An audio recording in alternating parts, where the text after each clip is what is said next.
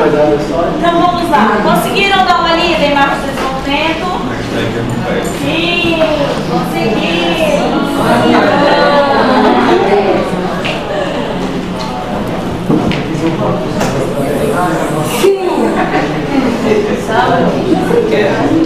Certo. Então vamos lá, meninos. Por que surgiu a questão dos marcos de desenvolvimento neurológico? Vamos falar primeiro dos neurológicos da criança. Por que a gente tem que fazer esse segmento dos marcos de desenvolvimento?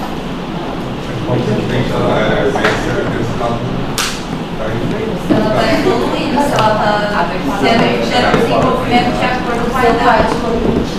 Exatamente. E se tiver com atraso?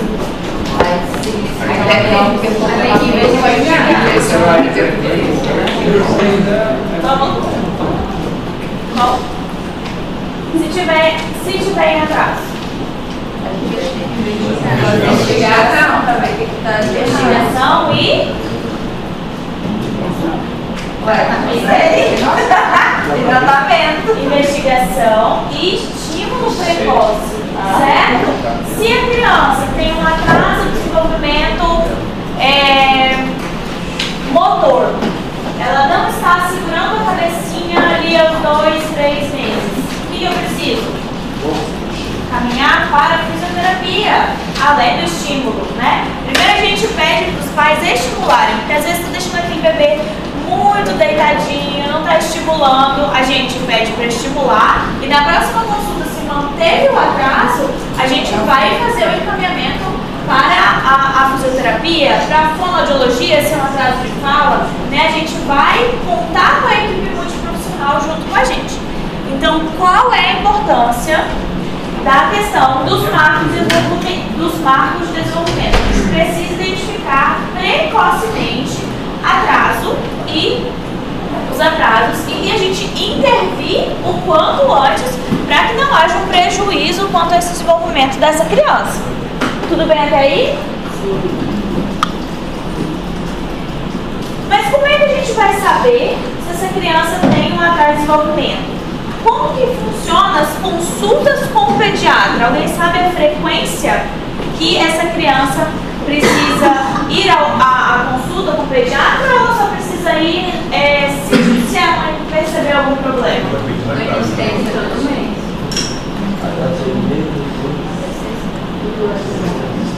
A gente tem duas vertentes aqui. A gente tem o recomendado pelo Ministério da Saúde e a gente tem o recomendado pela Sociedade Brasileira de Pediatria, tá? Então tem diferencinhas aí. O que a gente mais segue é o recomendado pela Sociedade Brasileira de Pediatria, tá certo?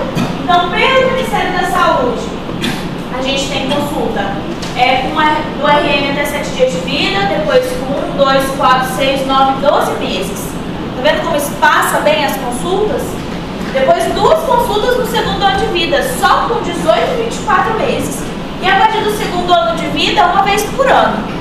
Fica um espaço muito aberto, né, pelo Ministério da Saúde, essas consultas, tá? Então, se a gente tem atraso, teve atraso na consulta de 9 meses, aí eles falam bem assim, talvez a gente adiante a consulta dos 12, pra a gente ver na próxima consulta se mantém esse atraso mesmo com os estímulos que a gente vai fazer, né? Então, assim, fica um espaço muito grande entre uma consulta e outra. Agora, lá na Sociedade Brasileira de Pediatria, o que a gente mais utiliza é consulta de recém-nascido. A gente consulta o bebê lá com 5 dias de vida, depois com 15 dias de vida, e se precisar reagir esse paciente lá com 30 dias de vida. Então, 3 consultas ainda no período neonatal, certo? Consulta inicial, consulta de repesagem lá pelos 15 dias de vida. E depois com um mês de vida. Depois 2, 3, 4, 5, 6 meses, cada uma consulta.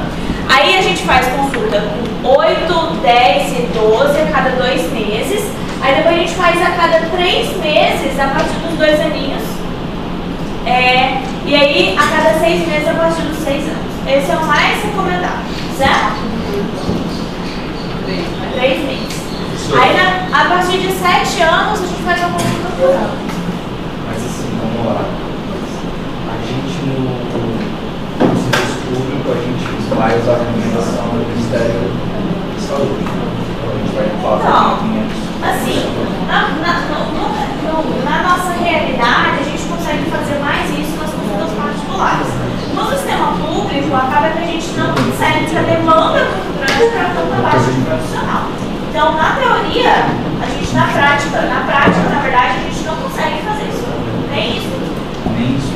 olhar para o Ministério da Saúde.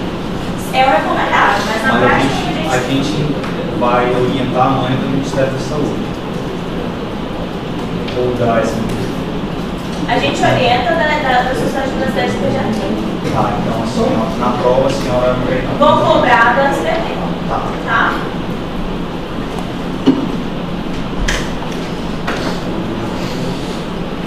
Dúvidas até aqui?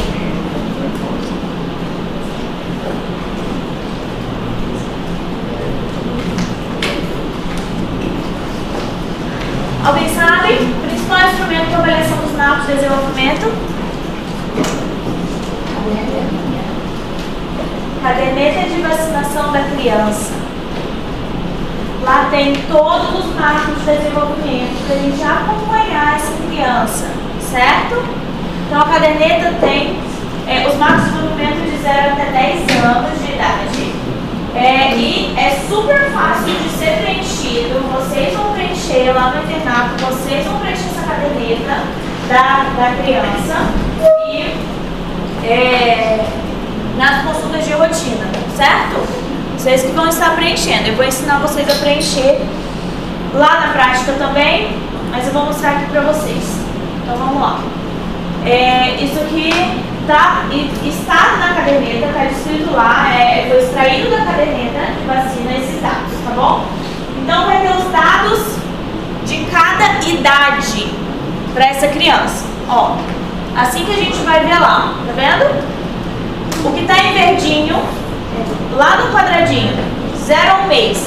De 0 a 1 mês, ele tem que alcançar aqueles marcos que estão em verde. De 1 a 2 meses, ele tem que estar alcançando o marco que está em rosa. De 2 a 4 meses, ele tem que alcançar os marcos que estão em azul. A gente vai perguntar cada uma dessas coisas para a família. Algumas a gente pergunta, algumas a gente observa a criança e a gente vai marcar ali ou P de presente ou A de ausente, certo? Deixa eu voltar agora. Aí é só como, ele está ensinando ali como escrever e como identificar. Então, ao final de cada faixa etária, a criança tem que ter atingido os marcos. Ó, o azul, tá? O final dele está em 4 meses. Então, ali nos 4 meses tem que estar presente, presente, presente, presente para estar adequado. De 2 para 3, se tiver algum ausente, a gente vai pedir para os pais estimularem, mostrar jeito de estímulo para que no próxima consulta essa criança já tenha atingido o marco anterior, certo? O que mais? O estímulo da criança de acordo com cada faixa etária. Se ele não tem alcançado marcos, por exemplo, ali no marco de 3 meses ali. Se a criança não alcançou nenhum daqueles, a gente observa o marco anterior. Por exemplo, a primeira consulta dessa criança comigo foi aos 3 meses. E eu vou avaliar essa criança ali naquele marco de 2 para 3. Se está tudo ausente, né, se tem marcos que não foram preenchidos, eu vou observar o anterior, vou perguntar e vou avaliar essa criança nos itens anteriores. Se tiver em atraso, já é um sinal de alarme, tá? Então a gente observa, se tiver marcos ausentes, a gente tem que avaliar essa criança do marco anterior também, tá certo?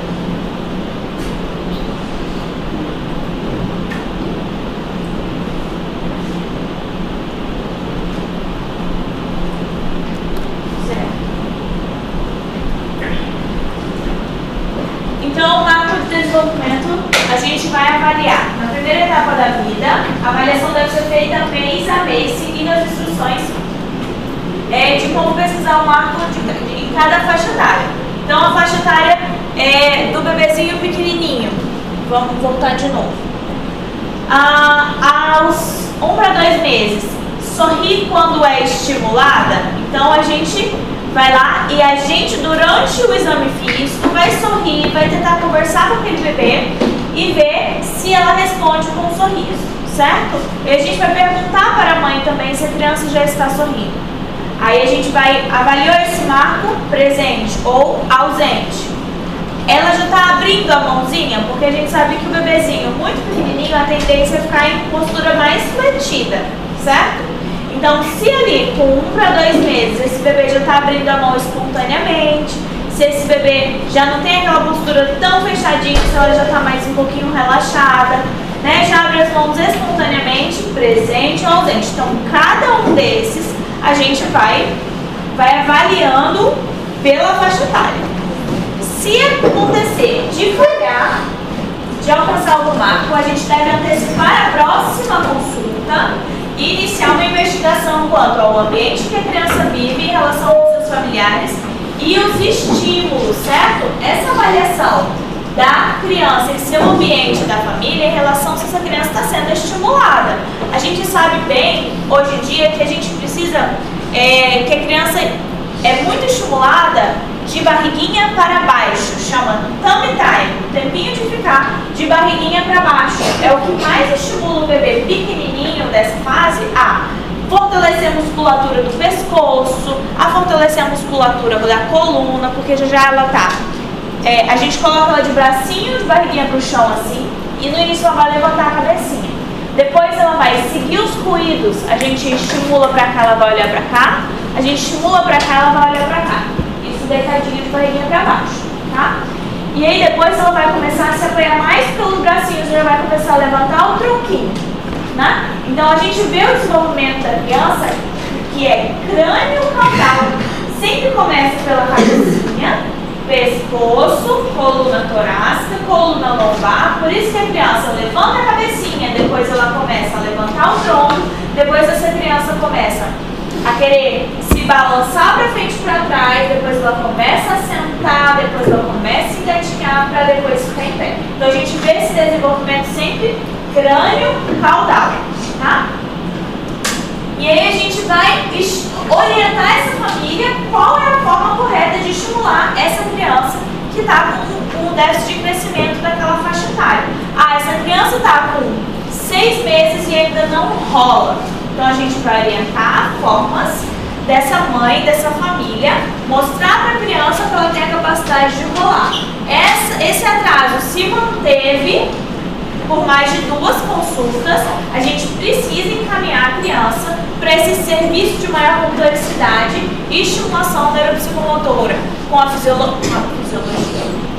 a fisioterapia ou com a fonoaudiologia, né, com a equipe multiprofissional, para que a gente reduza os prognósticos mais desfavoráveis, para que a gente estimule essa criança e ele consiga desenvolver sem maiores danos para a parte neurológica dessa criança. Até aqui tudo bem? Então, a gente divide esse desenvolvimento da criança em 4 categorias. Então, categoria socioemocional. A capacidade dessa criança de expressar emoções, de seguir as regras e as instruções, de formar relacionamentos positivos e saudáveis. Então essa criança já tem 4 anos, lá na escolinha, mas ela é extremamente retraída, ela não se dá bem com as outras crianças, ela fica no cantinho dela. Quando ela entra com outras crianças, ela começa a brigar, né? Ela, em vez de conseguir expressar as suas emoções, ela simplesmente chora, ela começa a gritar, ou ela tem outras formas de expressar isso, não consegue expressar suas emoções. Isso pra gente é um sinal de alarme, tá? O cognitivo, a capacidade dessa criança de pensar, aprender e resolver problemas. Essa criança já tem 7 anos ou 8 anos. A gente pergunta, mãezinha, ela já sabe ler e escrever?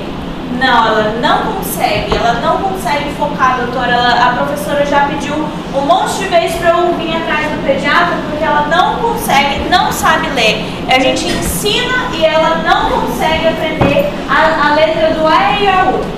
Então a gente pensa que essa criança está com uma deficiência nesse marco cognitivo, certo? Então, às vezes a gente conversa com uma criança de 8 anos, ela tem a fala e o pensamento de uma criança de 4 anos. Né? Isso tudo é visto durante a consulta. A criança entrou no consultório, a gente já começa a avaliar como que é o comportamento dessa criança. se essa criança vai interagir com a gente, se essa criança vai ter contato olho no olho, se quando a gente pergunta para a criança, a gente envolve a criança na consulta também. Oh, como é que você está na escola? Qual é a matéria que você mais gosta de estudar? Ah, eu gosto da educação física. Né? Isso é muito comum nas crianças. Mas a gente já vai avaliando como é o pensamento dessa criança. Como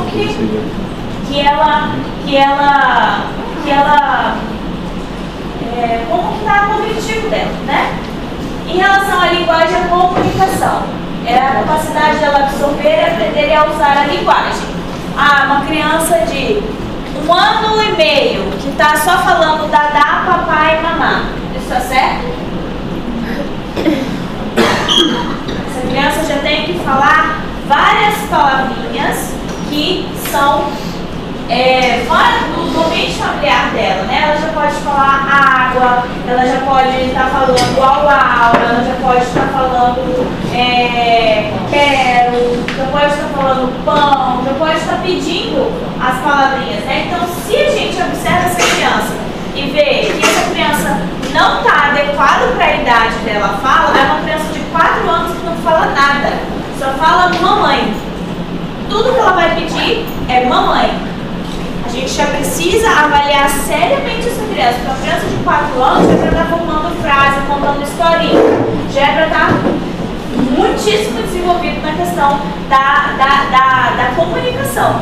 Ah, às vezes a linguagem ela não consegue falar o tra, não consegue falar o fra, né? Isso aí não é um atraso, certo? Se com 4 anos ela não conseguir, porque às vezes tem sílabas que ela só vai conseguir falar lá com 5, 6 anos. Isso não é um atraso em si, tá certo? Então a linguagem de comunicação vai ser avaliada também em todas as faixas etárias. Da parte motora, a capacidade de aprender novas habilidades, né? Motora grossa, motora fina, o sentar, o engatinhar e o andar.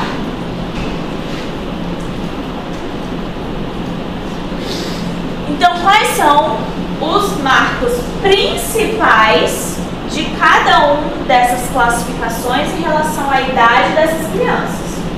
Lá aos 2 meses, o bebê já consegue olhar para o rosto da pessoa, já consegue olhar para o rosto do pediatra ou da mãe e do papai e já se acalmar quando a gente conversa com ele. Isso não acontece ainda no bebezinho muito pequeno. O bebezinho muito pequeno, ele olha para o nada, ele não consegue focar o olhar, mas ali aos 2 meses ele já consegue olhar para a gente. Do cognitivo desse bebê de 2 meses, ele já começa a acompanhar o movimento pelos olhos. Ele não consegue, às vezes, muito bem mexer o pescocinho e a cabecinha, mas a mãe ou o pai passa na frente, ele já consegue seguir com os olhos esse adulto, né? Essa pessoa. Ela já reage aos sons altos e começa com outros sons além do choro. Já começa a fazer os pequenos cruidinhos, já começa a entender que já não é só pelo choro que ele consegue se expressar. Mantém a cabeça erguida quando está de bruços. Então a criança a gente coloca ela de bruço, ela já levanta a cabecinha, certo? E move os braços e pés. A gente tem que avaliar como está a movimentação. Por quê? Porque se essa criança movimenta muito bem o lado direito e o lado esquerdo não movimenta, a gente já tem que intervir e investigar. Fazer uma tomografia, né? Fazer ultrassom nas fontanelas para ver se a criança tem alguma coisa, algum distúrbio neurológico. Tá? Aos 4 meses, a criança já sorri. Não é aquela risadona completa, mas ela já consegue chamar a atenção da pessoa, né? Já pelo sorriso. Já consegue abrir a boca quando vê o seio. Às vezes a criança ali, ó, tá ali no colinho da mãe. A mãe, ela tá demonstrando já sinais de fome. A mãe coloca o peito pra fora, ela já fica ansiosa, ela já tá entendendo que ela vai mamar, né?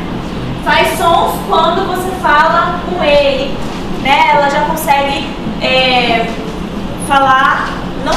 né? Fazer esses gruídos um pouco mais intensos, já tá conseguindo falar umas sílabazinhas, não com sentido de sílabas não, vogais, né? Já consegue falar vogais. Ou, né? Para chamar a atenção do adulto. E da parte motora, essa criança de 4 meses, ela mantém a cabeça firme, sem apoio, mesmo quando a gente segura. Então o bebê está no colo, é aquele bebê que deixou de ficar todo o tempo deitadinho, às vezes já consegue ficar em pezinho e já segurar a cabecinha, certo? Não é aquele bebê mais molinho que você segura ele e ele está molenda, né? Então ele já precisa manter a cabeça firme, sem o apoio da cabeça, tá? Aos 6 meses ele já consegue reconhecer quem que é a mãe, quem que é o pai e já chora quando é uma pessoa estranha, então ele já reconhece as pessoas da família, tá?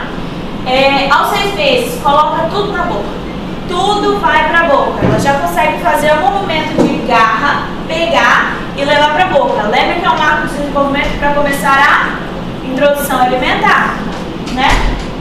Então, pegou e levou pra boca. E ela já consegue fechar a boquinha quando ela não quer mais ser alimentada, né? Às vezes já terminou de mamar, já fechou a boquinha e já não quer mais mamar, então ela larga o peito por si só, já não quero mais.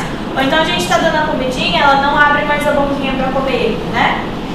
A linguagem, ela já te responde com sons como se fosse uma conversa. Ela já fica na conversação dela, aleatória, mas já como se ela estivesse conversando e respondendo ao que o adulto fala. E já sobra bolinha, assim, aquela... Certo?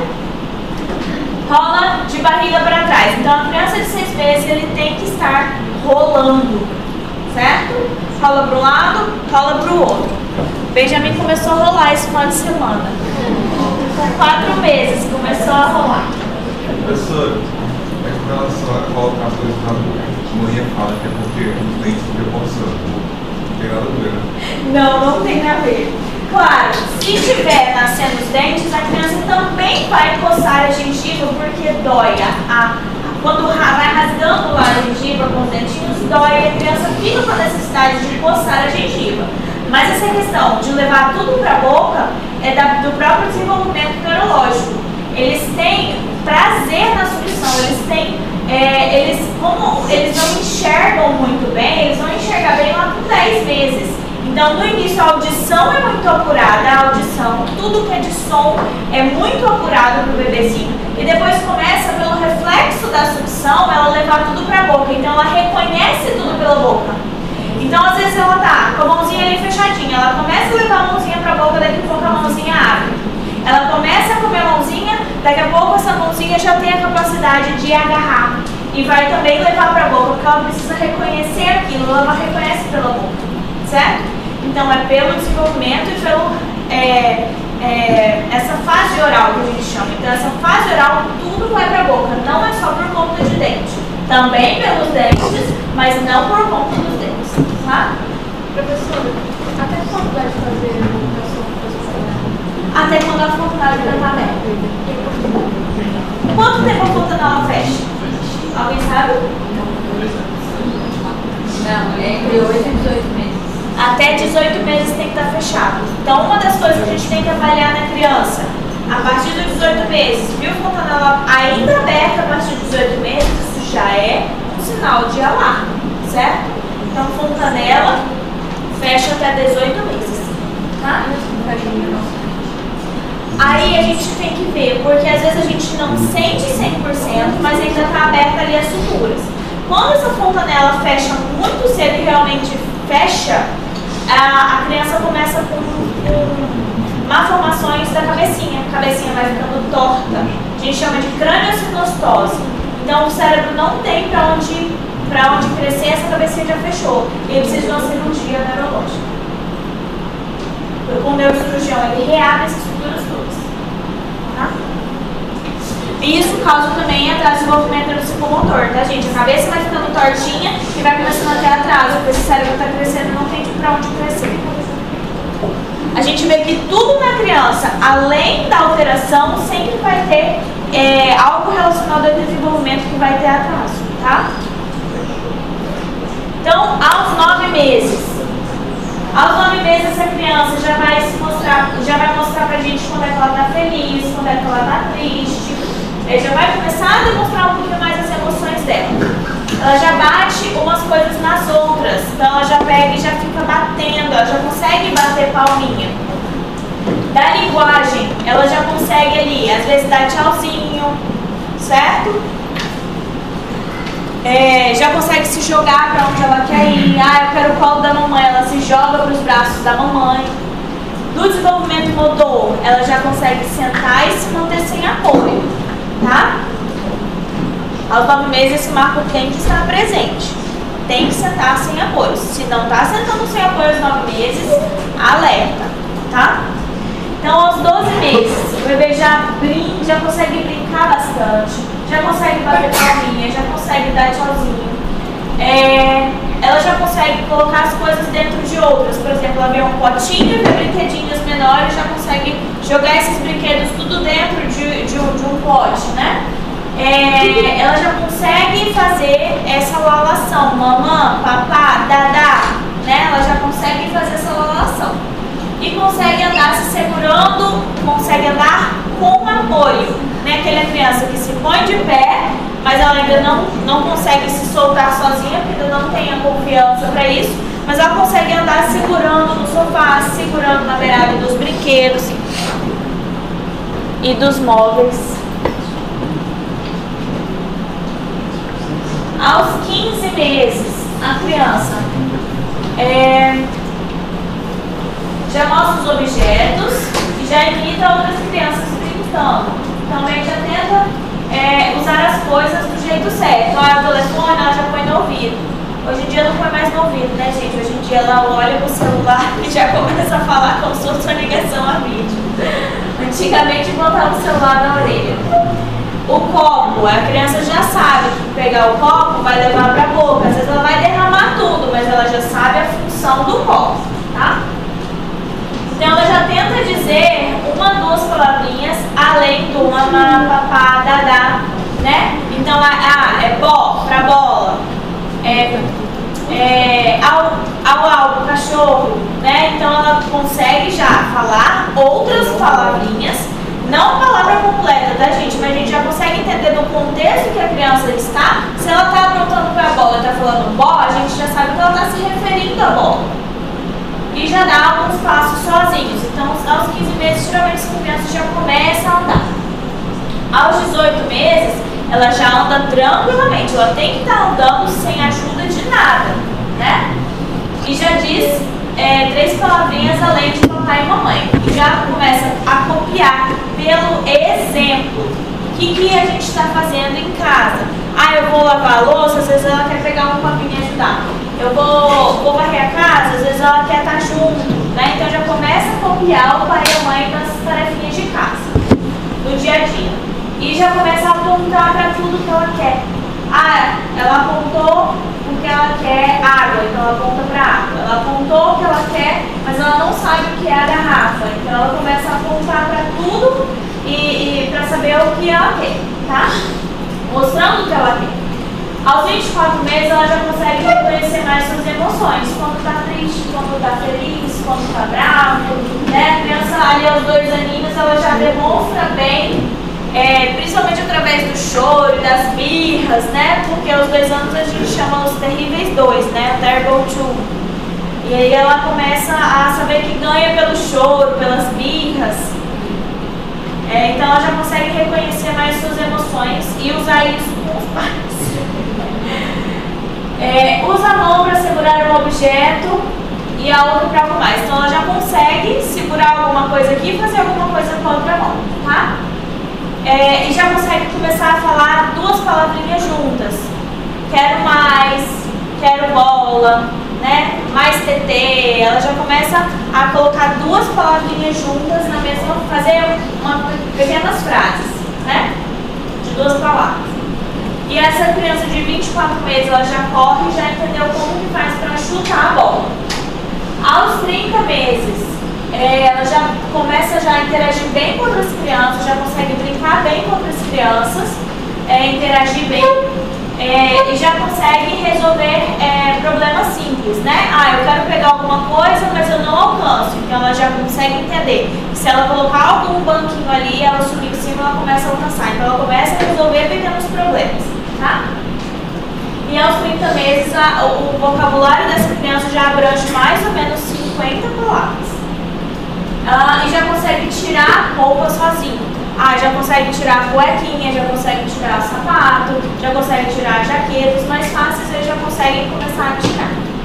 Minha amarelinha com 24 meses, com 2 anos, ela já consegue tirar pra a calcinha. Ai, Jesus. Eles crescem muito rápido, gente. Gente, esse é o máximo, tá? Se passar disso, dessa idade, já é um sinal de alarme. As crianças podem alcançar isso antes, certo? Então, aos 3 anos.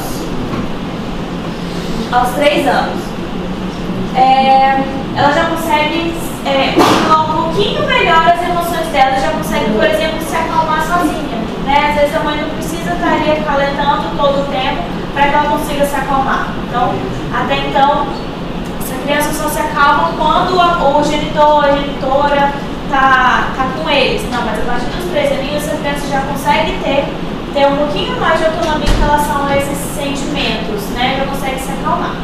Já consegue desenhar objetos, né? Já consegue imitar o que o adulto faz. Por quê? Porque ela já tem o desenvolvimento fino dessa mãozinha, né? Então a gente pergunta, cadê a mamãe? Ela já fala, a mamãe está no trabalho. Cadê o papai? O papai foi comprar alguma coisa no mercado, né? Essa criança de 3 aninhos já começa a falar bem mais. Separa itens que estão juntos como miçangas ou macarrão. Então esse motor fino a partir dos 3 anos, ele fica mais intenso, tá? Então ele começa a gostar das coisinhas pequenininhas, já começa a separar. Tem que ter muito cuidado nessa fase com essas coisas pequenininhas em relação a colocar em ouvido, colocar no nariz, engolir, colocar na boca. Aos 4 anos ela já consegue fingir um teatrinho, né? Ela já consegue se colocar no lugar de um personagem. Você é a mamãe, eu sou o filhinho, né? Você é o cachorrinho e eu sou o gatinho, né? Já consegue se colocar como personagem. Já nomeei algumas cores de itens. Então, aos 4 anos, a criança geralmente sabe todas as cores. Filho, que cor que é esse computador? É preto? Ele tem que saber falar as cores, tá? A linguagem. As frases já ficam mais longas, né? Já ficam mais de 4 palavrinhas. Isso é o máximo, tá, gente? Geralmente com 4 anos a criança está falando, está contando história, já está assim, no 220, parecendo uma matraca, tá? Então, assim, ela falar a frase com mais de 4 palavras é o mínimo que ela tem que ter. Se ela não falar, já é um sinal de alarme, tá? Serve-se de comida ou serve-se de água com supervisão de adulto. Então, essa autonomia dessa criança aos 4 anos, ela já está muito mais desenvolvida. Ela já vai conseguindo fazer atividade do dia a dia sozinha, só com o adulto supervisionando, sem fazer por ela. Aos 5 anos, canta, dança, atua, conta até 10. A Cecília já conta até 100. A Cecília tem 5 anos, ela conta até 100. Então, assim, o estímulo, né, como faz diferença na vida da criança. Então, já conta a história que ela ouviu, ou já começa a inventar a historinha, né? Às vezes ela vê o negócio e já conta como se fosse uma fofoqueira. Ela conta tudo, eu vi isso do papai, já começa a contar a história todinha.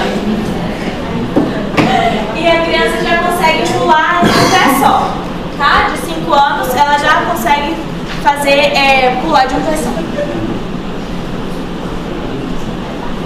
Até aqui tudo bem? Esses são os principais marcos, claro que tem outros, tá, gente? Mas esses são os principais de cada idade. Tem que estar presente nessa idade. Se não está presente, já é um sinal de alarme, tá? Então, quais são os principais fatores de risco? Quais são os fatores de risco para que essa criança apresente atrasos no desenvolvimento? Se essa criança tiver tido, por exemplo, o que para eu ficar de olho durante o desenvolvimento dessa criança? Asfixia perinatal, baixo peso, prematuridade, tortes, muito bem.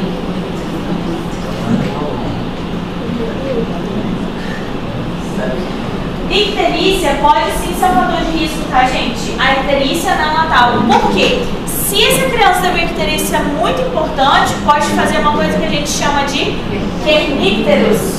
O kernícteros causa muito encefalopatia e pode causar atraso no desenvolvimento dessa criança. Se essa criança pequenininha lá teve meningite, eu também preciso ficar de olho no desenvolvimento neuropsicomotor dessa criança. Fatores genéticos também, como síndrome de Down, né, outras síndromes, também entram. E os fatores ambientais. Como que essa criança está sendo estimulada? Como que essa criança não está sendo estimulada? Ou como ela está sendo atrasada, literalmente. Como é que a gente atrasa o desenvolvimento da criança, gente? Também. Mas uma coisa que tem acontecido muito hoje em dia. Telas. Exatamente. Se a gente fica oferecendo telas para essa criança, a gente está causando danos neurológicos nessa criança, tá? Então, a maior parte desses traços de desenvolvimento em atraso são de origem multifatorial. Pode ter fator junto, tanto o genético quanto os ambientais, tá? Então, o baixo peso ao nascer e a prematuridade são os principais. E o perímetro cefálico dessa criança é um dado muito importante quando a gente vai avaliar atraso do desenvolvimento. Esse atraso de desenvolvimento está associado com o aumento desse perímetro cefálico, ou esse perímetro cefálico está muito pequeno, não está desenvolvendo, isso é um fator muito importante para ser avaliado. Tá?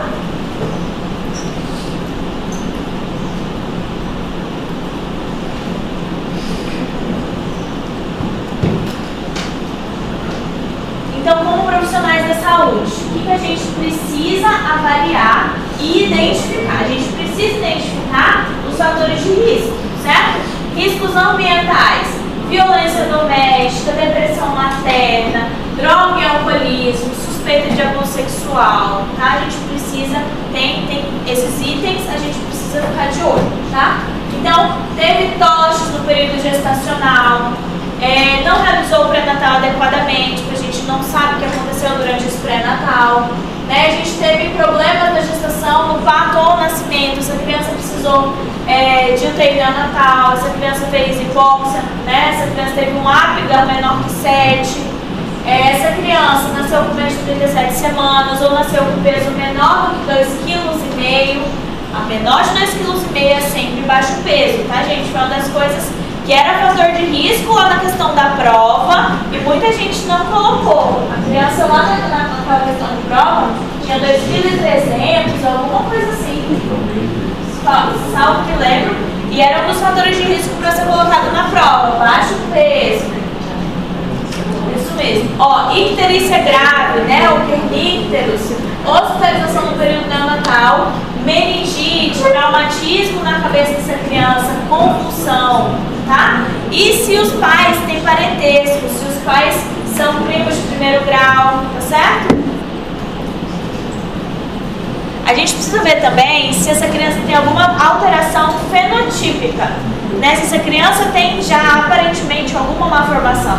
Se a criança tem lábio leporino, se a criança tem fenda palatina, se a criança tem um pescoço curto, se a criança tem uma baixa implantação de orelha, se a criança tem os olhos muito afastados, né? A gente vê também a prega única na mão. Qual é a doença que a gente vê prega única na mão, gente? Down. Quem falou? Síndrome de Down geralmente tem, não é assim, toda vez sempre vai ter, tá, gente? Já vi Down que tem 2 preguinhas na mão, mas geralmente quando tem uma prega só, a gente já sempre vai triar a síndrome de Down também, tá? Então, sinais de alerta. Aos 2 meses não consegue levantar a cabeça. Aos 4 meses, ela não traz os objetos para a linha média. Porque geralmente a criança pega o objeto e já traz para a linha média, porque já ela vai começar a levar tudo para a boca. Se aos 6 meses ela não passa o objeto de uma mão para outra, aos 9 meses essa criança não senta ou não rola, aos 12 meses ela não fica de pé, não suporta o pezinho nas perninhas. Se aos 15 meses essa criança não faz a pinça, geralmente é um marco que eles começam a ter com 9 meses. Com 9 meses essa criança já começa a conseguir fazer a pinça e pegar objetos pequenininhos. Ela pegou um grãozinho de arroz e levou para a boca. Isso é muito comum. Então, aos 15 meses, se ela não faz a pinça, se aos 18 ela não anda e aos 24 meses ela não desenvolveu bem essa questão do andar, já está praticamente correndo, esses são os principais sinais de alerta, tá bom?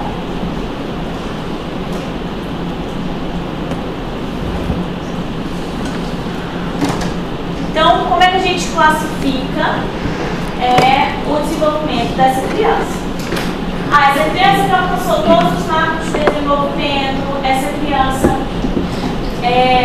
ela tem o desenvolvimento adequado, ali no quadrinho verde. Essa criança tem ausência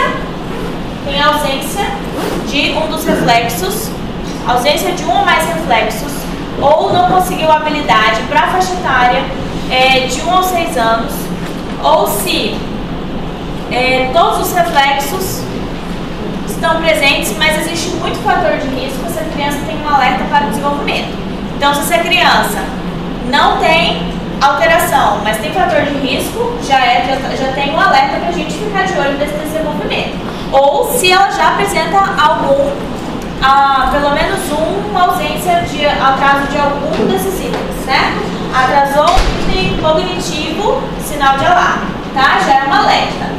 Se essa criança tem fator de risco, mas está tudo presente, também é um sinal de alerta para a gente ficar de olho no desenvolvimento dessa criança. Se essa criança ela já tem o perímetro cefálico ou 2 score maior ou 2 score menor, perímetro cefálico, presença de 3 alterações fenotípicas, que é aqueles das alterações dos fenótipos que eu falei agora. Se essa criança tem ausência de um ou mais reflexos para sua faixa etária, a gente já considera como provável atraso do desenvolvimento, tá? Então, o que a gente vai fazer com essa criança? A gente vai, no desenvolvimento adequado, segue normal. No alerta para o desenvolvimento, a gente vai avaliar no próximo mês como ficou. No provável atraso de desenvolvimento, a gente já vai encaminhar essa criança para a equipe multiprofissional ou para uma rede mais completa, né, de atendimento para essa criança. Até aqui tudo bem? Ela tem ausência de um ou mais no vermelho ou no amarelo?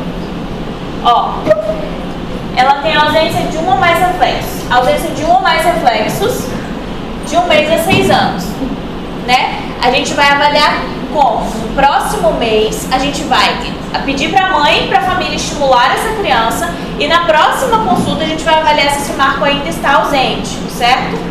Então, tem um atraso, essa criança entra como alerta. Ou se ela não tem atraso, mas ela tem fator de risco, ela é alerta. Para ser estimulado e ser observado de perto. Alerta. Essa criança tem provável atraso no desenvolvimento quando o perímetro cefálico dessa criança ou está 2 score acima ou está 2 score abaixo da linha verde do normal, certo? Já é um provável atraso no desenvolvimento da psicomotor. Ela tem presença de 3 ou mais alterações fenotípicas. Acabei de falar. Os olhinhos, a implantação da orelha, o pescocinho alado, né? A gente tem alterações fenotípicas. E a ausência de um ou mais reflexos se a criança estiver na faixa etária de 1 mês. 1 mês, se ela já tiver alteração, ela já tem um provável atraso de desenvolvimento, certo?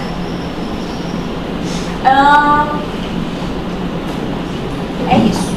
E se aqui se manteve, mesmo com os estímulos, também entra na faixa etária acima. Tá em alerta, a gente pediu para a mãe estimular. Na próxima consulta, se manteve esse atraso, já é um provável atraso. Aí encaminha.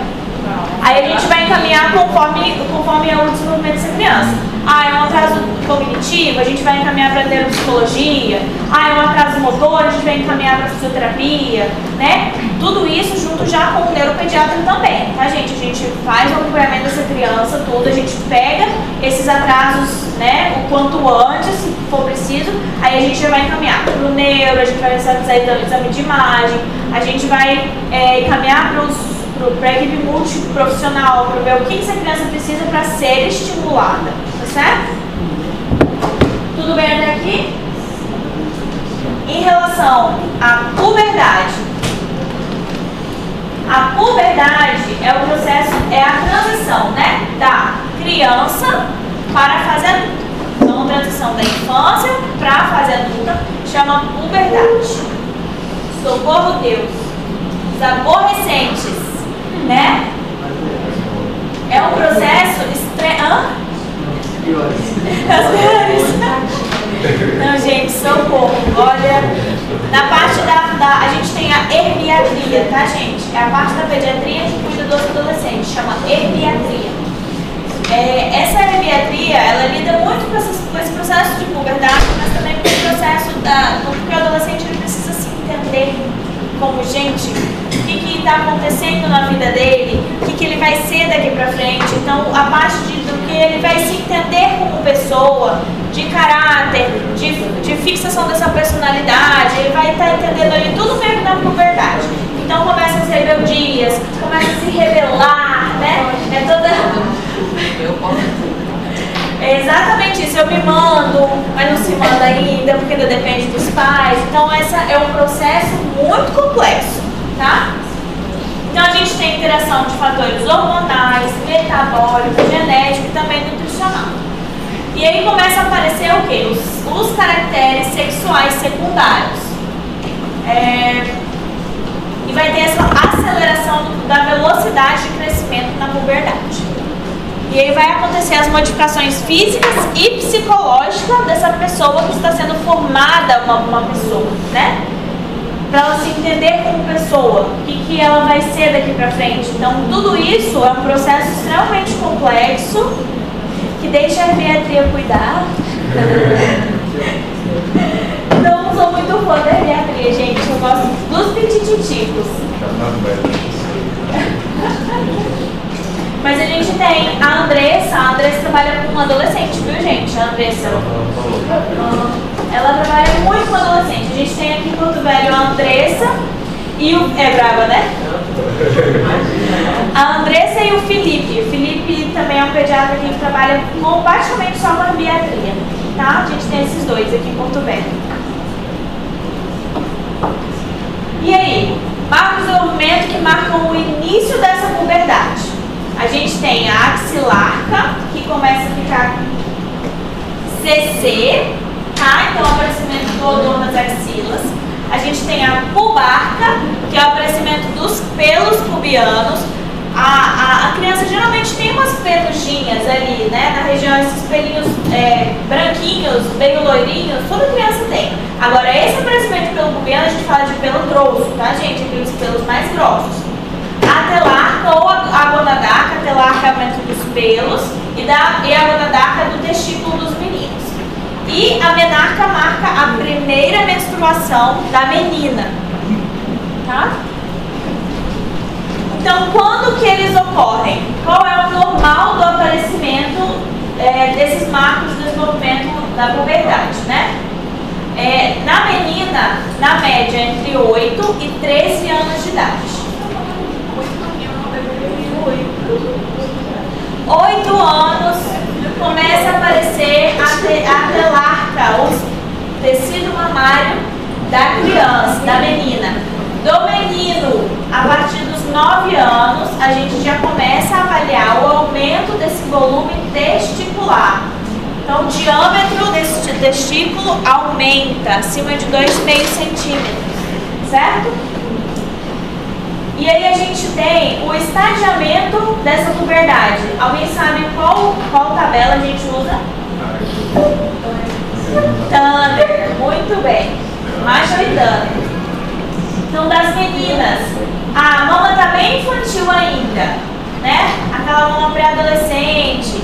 M1, a gente tem as classificações e durante nossa avaliação a gente classifica essas mamas, certo? M2, começa a aparecer o broto mamário.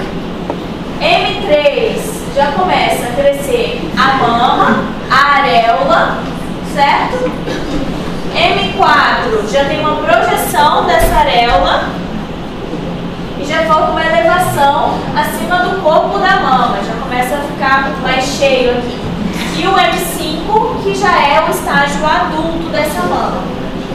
A gente vai avaliar essa criança. Essa criança tem 7 anos e começou o aparecimento dessa mama. O que a gente faz?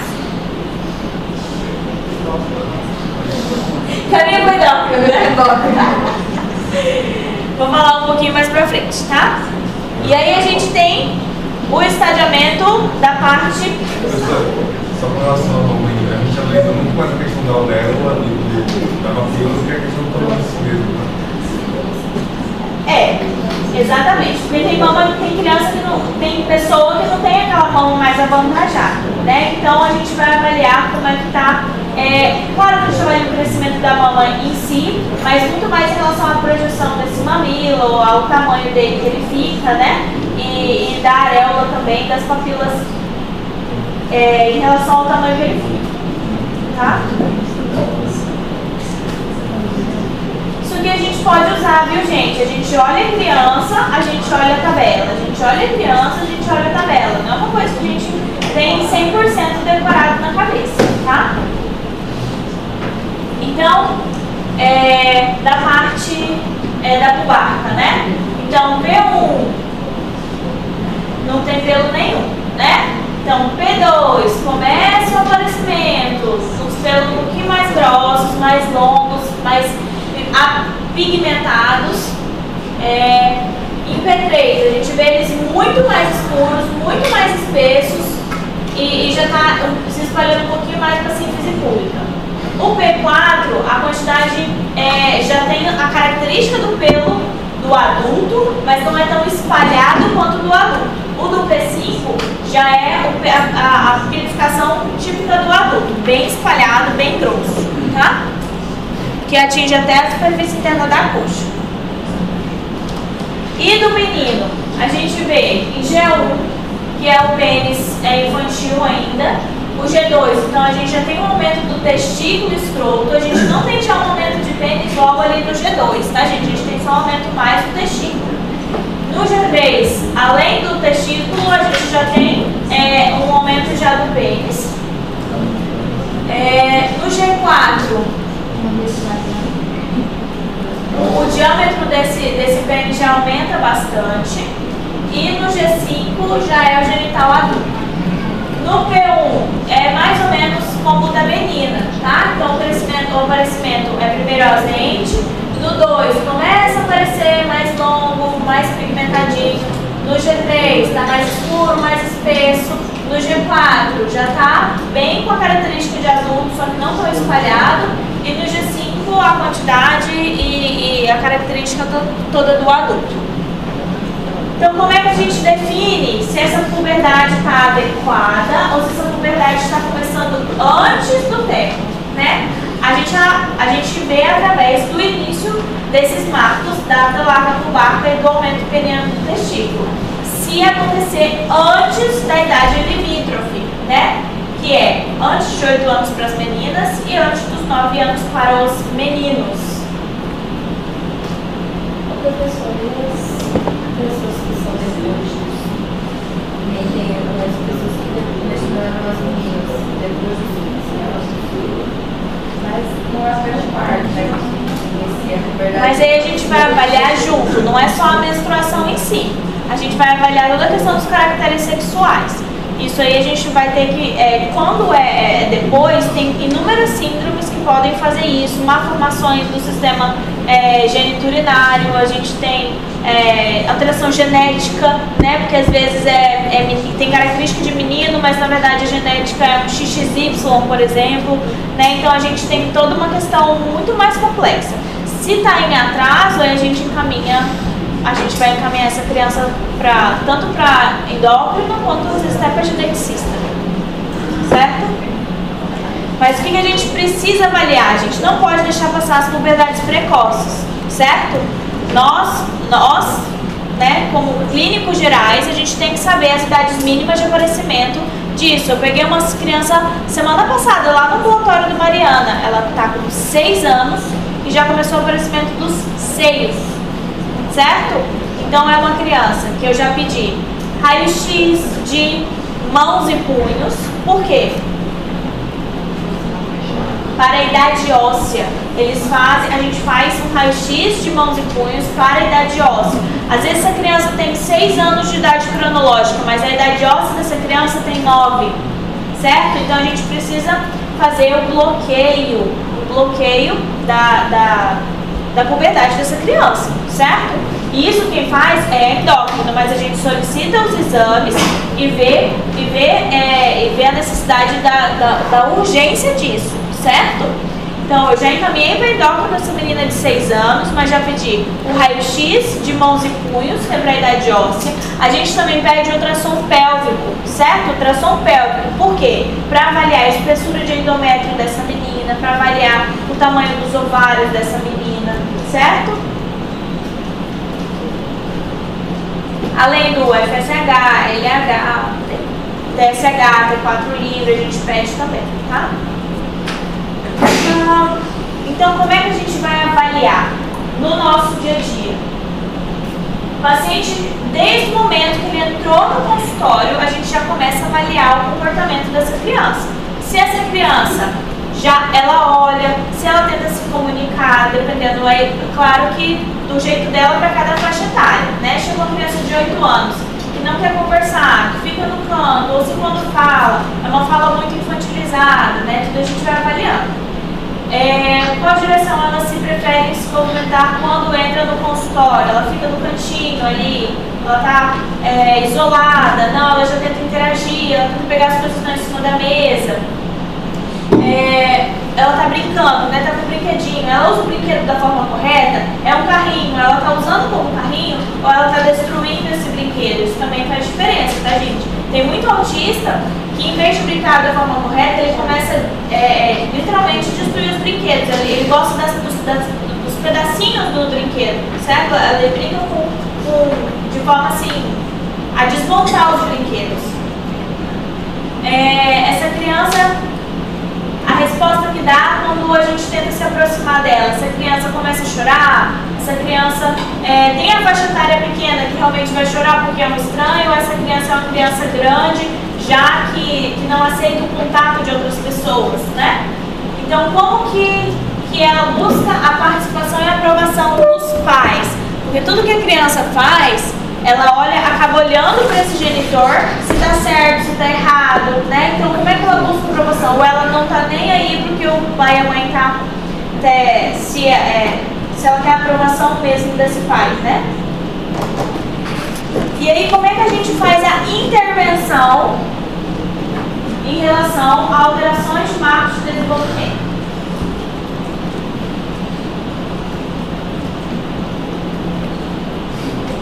Como é que a gente faz, gente? Eu falei aqui, né? Tô só repetindo, né? Isso. A gente vai, então, identificar os fatores de risco, certo? Se a criança teve o quê? De fator de risco, né? Ela teve febre prematura, ela tem baixo peso, ela tem aumento de período cefálico ou não, ela teve alguma doença, teve tosse, teve ou não. Identificação de fatores de risco. E aí a gente vai começar a avaliar de perto essa criança, certo?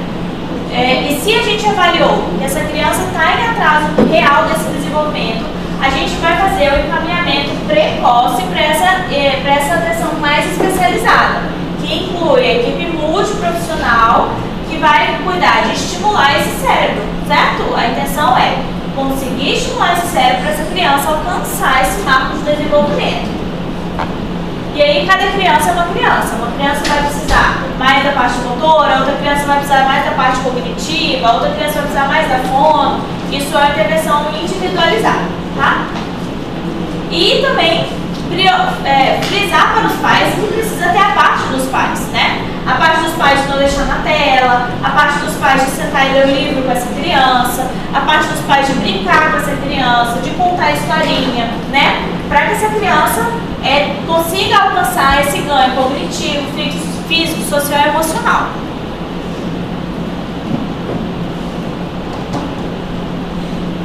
Então, equipe multiprofissional, novamente, fono, psicólogo, neuropsicólogo, psicopedagogo, terapia ocupacional, né, o pediatra, aqui entra também o infantil. Psiquiatra infantil é mais a parte de alterações de comportamento da criança e aí entra também o neuropediatra em relação aos atrasos do desenvolvimento dos motores, certo?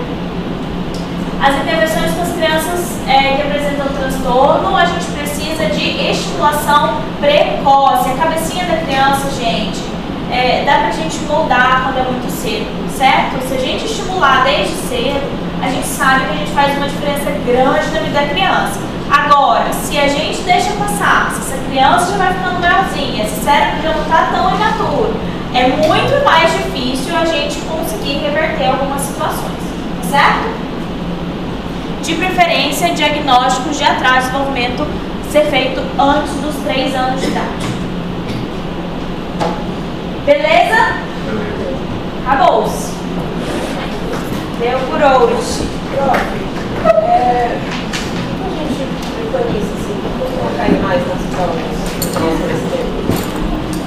Olha, a gente vai fazer, gente, casos clínicos, certo? A ideia é vocês identificarem qual que é o atraso que essa criança tem, certo? Eu não vou colocar atraso mínimo com idade mínima, certo? Não sou rasca, gente. Mas eu vou colocar lá uma criança com 18 meses que não está andando ou que não está sentando, por exemplo, certo? Então, assim, vejam os principais marcos de desenvolvimento para aquela faixa etária para a gente conseguir focar no que é atraso. Porque qual é a intenção? A gente pegar esses atrasos precocemente e conseguir fazer essa criança se desenvolver e estimular, tá bom?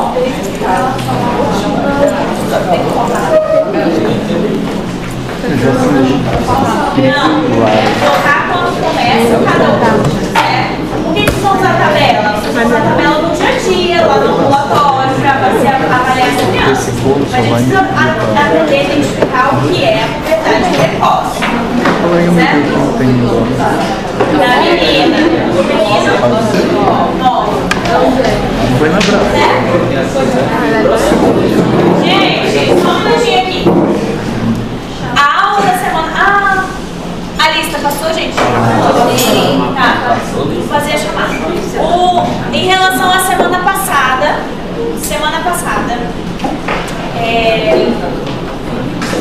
quinta-feira. A aula de quinta-feira e a de hoje estavam o mesmo tema no cronograma. E a gente conseguiu finalizar ela hoje, certo? Então tá faltando uma aula, mas que ainda na N2 a gente tá meio que sem tempo. O que eu posso fazer? Hoje eu vou começar a puxar junto da N3. Vamos fazer. Pelo amor de Deus.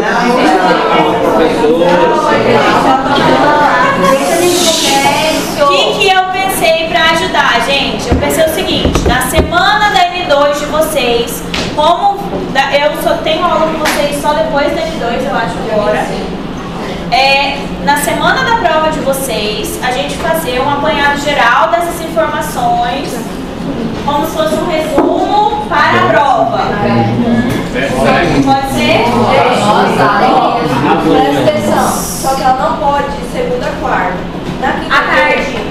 Segunda, quarta e sexta tarde. Na quinta-feira, nossa prova de primeiro termina às 4 horas da tarde. A prova dela é na sexta. Então pode ficar depois da prova de primeiro. É na semana de prova. Se a gente trabalhar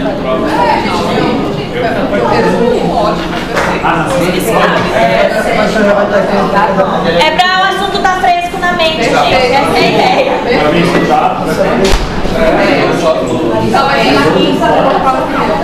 Vai ser na sexta semana. A gente vai conversando. Fechou então? Combinado? Aí essa semana a gente não vai ter reposição, tá? Vai ser na semana da prova de vocês. Beleza?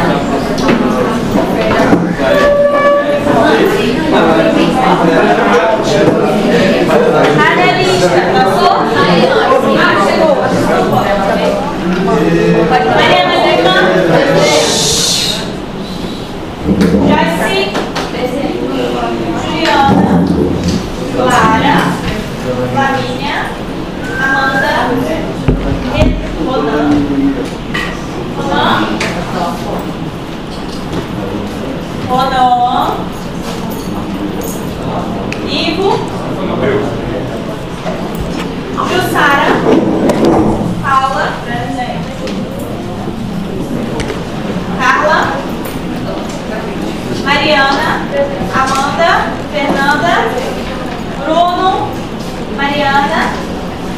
Andressa, Tadeu, Paulo, o Anderson, Elber, Cecília, Presença. Clara, Eduardo, Diego, Crisley, Tamires, Vinícius, Gabriela, Emanuel, João Vitor, Ana Beatriz, Vanessa, Everton, Maria Carolina, Vinícius, Andreina, Camille. Gente, eu vou pegar de vocês para fazer a nota daquele um pontinho. João Vitor Silva e João Vitor Russo. É? É o